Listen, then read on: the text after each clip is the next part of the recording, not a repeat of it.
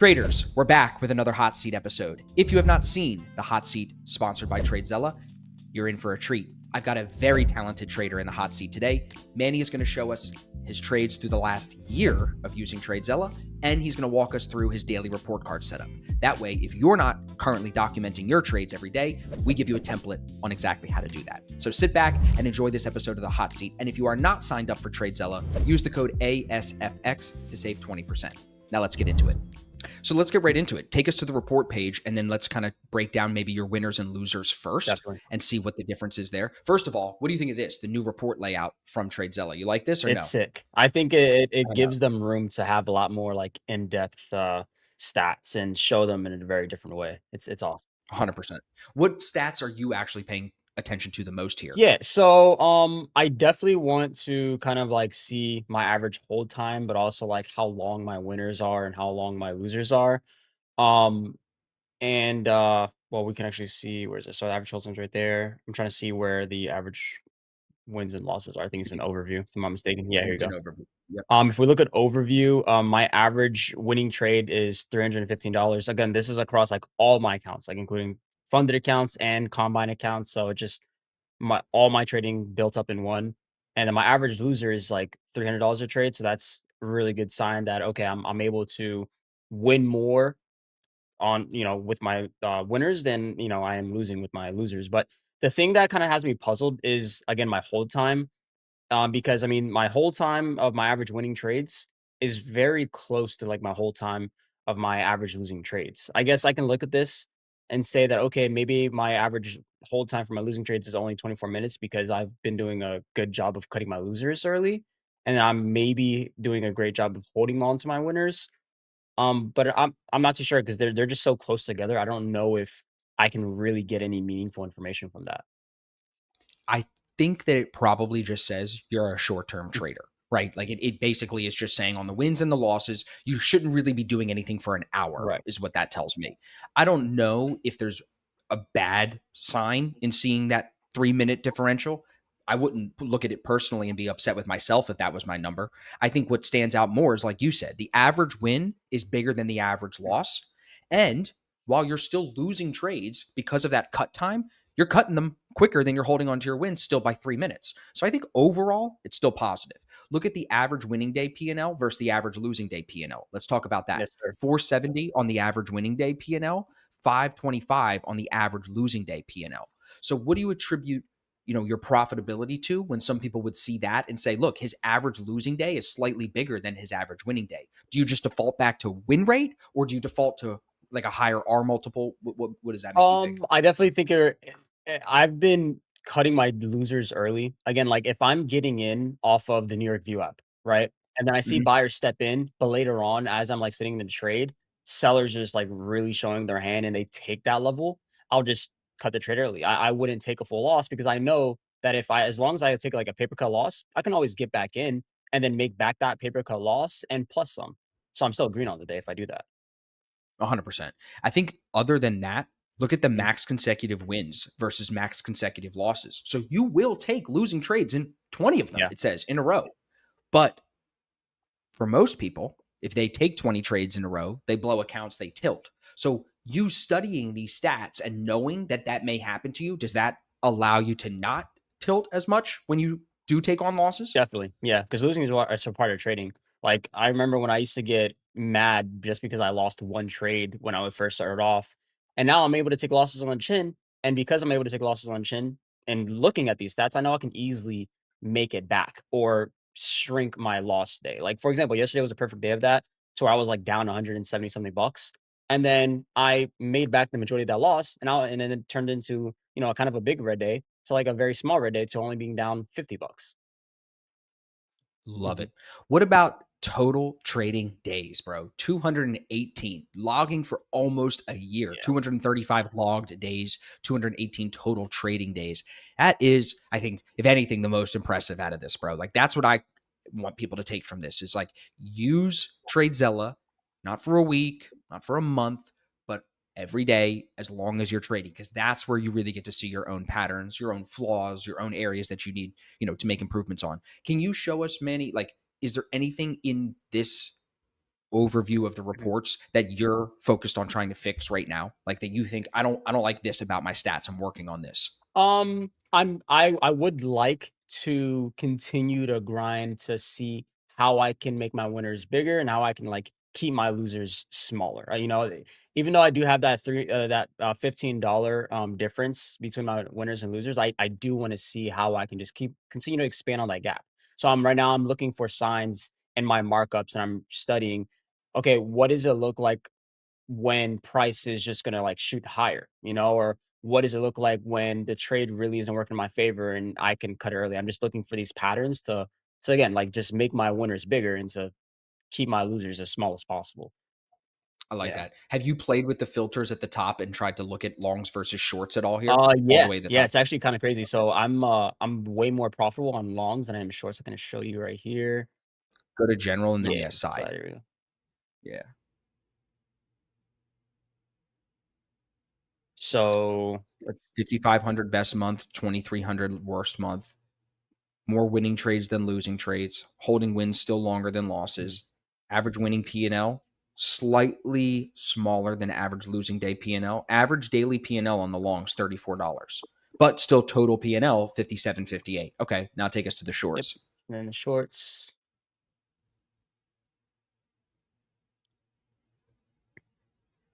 Win 482, average loss 424. So bigger here, better here. Number of winning trades is lower than number of losing trades, and total profit is much smaller. So the longs are definitely where you find probably a little bit more comfortability. Yeah. Would you agree? Yeah, no, that's Yeah. yeah, agreed, yes. Would you avoid taking shorts seeing stats like this? Like seeing that over the year, you're only positive $253 on the shorts? No, just because again, like I feel like I'm just now really understanding my system and actually having confidence in my system.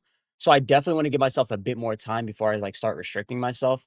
Because For I sure. even told myself when I first started trading, I said, hey, for the first 2 years, man, you gotta learn and don't put handcuffs on yourself too early.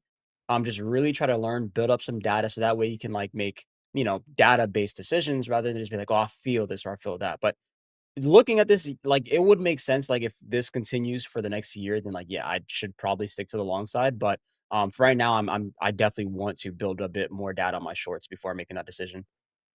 I think I'd agree with Yeah, that. I don't think there's a reason to cut it off. It's just maybe be aware of like for sure. you trade the longs really, really well. And that makes sense for a guy that trades the indices for the most part. You know what I No, mean? exactly, yeah.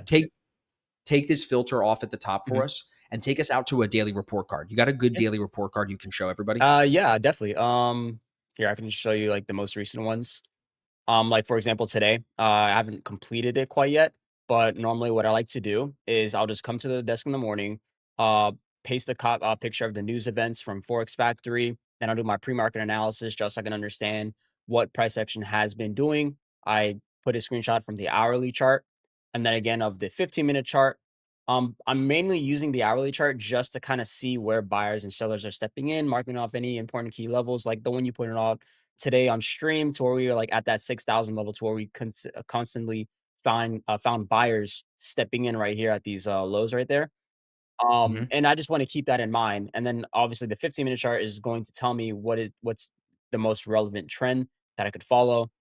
And then I'll just go ahead and put screenshots of my trades that I took that day, any markups, and then I'll put like end of day. I can show you yesterday's, to where like yesterday I'll put some notes, have the end of day just so I can come back to the chart and study it, and even maybe even sometimes I'll like go ahead and put some like trade ideas at the end of day just so I can go back and reflect and see, okay, these are the trades I probably should have taken versus the trades that I actually did take.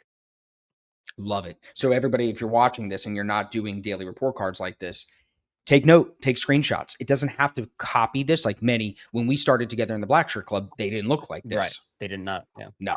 So don't worry about it if it's like, oh my God, that's so many markups. It's so many. Just start, everybody. Yeah. If you're not already doing these, just start with something. You want to have the pre market. What are you seeing before? You want to have the trades of the day, and then you got to have a review. How you choose to make that detailed or not is really up to you. What's the most important question you ask yourself when you're doing this review? Did I follow my rules and was I trading with emotions? Because I know, especially being in the Black Shirt Club, You used to tell me all the time, like, dude, there's no rush. There's no rush. Just take the pressure off your shoulders. I feel like, for me, I put a lot of unnecessary pressure on myself. So at the end of the day, I always want to make sure that I'm not kind of going crazy mentally, trying to, try to get more than 1 hour. Because in reality, if I get 1 hour, I'll be fine. Even if I get a little over 1 hour, that's perfectly fine. But trying to go for 3 hour and 2 hour, it's just not. It doesn't fit me as a trader. So I shouldn't No. daydream about, oh, this could be. What if I catch this runner? I catch the entire move. I can't do that. I think what you said though, if like it doesn't fit me as a Yeah, trader, you only know that because of the extensive journaling that you've done. exactly. Can we go back? Let's put you on the spot. Can you scroll back all the way to like February and pick a random daily report card in February and see what they were Oh like? yeah. All right. Let's see. Let's see. Let's see. Here we can go to. This was a Oh, that week at the end. Yes. terrible Let's week. pull up one of those right there in the middle, that Wednesday or Yes, sir. Tuesday. Yes, Let's see sir. this. Here, I think. Okay, so that's still good. Let's see. Go through the whole thing. Yeah, Yes, sir. scroll that down. Okay, so still markups in there, even on the red day. Yeah. Exactly what we want to see. Right. Trades are labeled. Pull up that markup. Look at the text on this markup, everybody. This is why I wanted Manny in the hot seat. Like this. Can we open that? Yeah. Sorry. How do I? No, it's all good. Pop it open. Yeah, and then go view note top right. Or you can, yeah, there you go. You can scroll all the way Okay, back I'll that just way. go all Either the way way. down. Yeah. I think it's on it actually. It was on April 30th. Oh, there we go.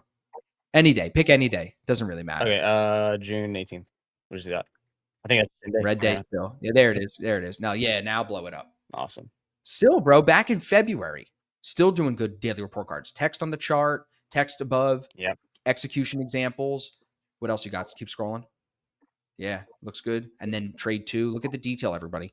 Yeah. Not just like parading Manny around. I'm just saying, like, if you really want to learn where to improve, where your shortcomings are, I would say this is mandatory. Wouldn't you agree, Definitely, Manny? yeah. Also, like, what I love to do too is, like, on the weekends especially, I'll literally go back to TradingView and I'll just do the replay just so I can, like, train my eye to, like, better see certain patterns.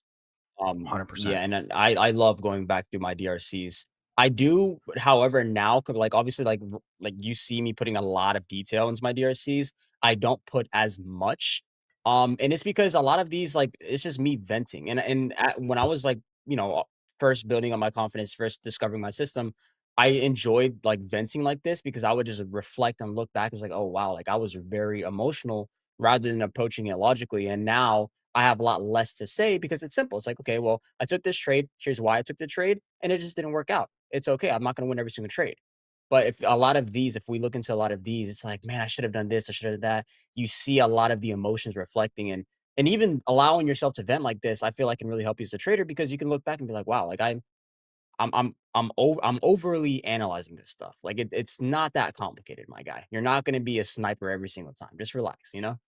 Yeah, dude, that's the best advice you've said the whole Yeah. video right there. Like, don't overcomplicate it, but still take the time to be diligent and review and take something from it, but don't overcomplicate it too. Do you think that, last question, do you think that as trading has gone on for you, more experience in the market, more documentation, more time spent studying, do you think most people overcomplicate trading? Oh yeah, man. Especially like not to like hate on anyone else's strategy, but like all these like ICT guys and everything. I'm like, bro, like all I need is VWAP, bro, and I just know where to buy and sell. Just follow the higher highs and higher lows or whatever structure's saying. So, what would be your tips for the guys that are not using Tradezella? They watch this video. What would you say would be a reason to start using Tradezella? Well, it's kind of like with anything, right? It's like if you ever played sports before and you've never watched yourself or film, I mean, you're just kind of like running around like a headless chicken because you're not understanding what you need to improve upon. Like this is film. As traders, this is like the back work. A lot of people say, "Oh, the more majority of trading is just kind of sitting in your hands and being patient." Well, if you guys are looking to do something to fill your time up, this is what you got to be doing. This is the hard work. This is what's called going to the gym as a trader. And, I feel like this has Well helped said. me a lot. So, everybody, if you enjoyed this episode of The Hot Seat, sponsored by Tradezella, we got a discount code for you below. Also, I'll put Manny's YouTube link below, his Twitter link. He's streaming all week long now, so you can definitely go check him out. On the days where he's not with us on ASFX TV, he's streaming himself. So, Manny, thank you, buddy. This is amazing. And we'll have Manny on the day trading show for sure, Manny. We got to do a podcast Absolutely. for Yes, like sir. a real episode. Thank you so much for having me, Yeah. man. Appreciate it. Dude, of course. Thanks, everybody. Make sure you're subscribed, and we'll see you in the next episode of The Hot Seat.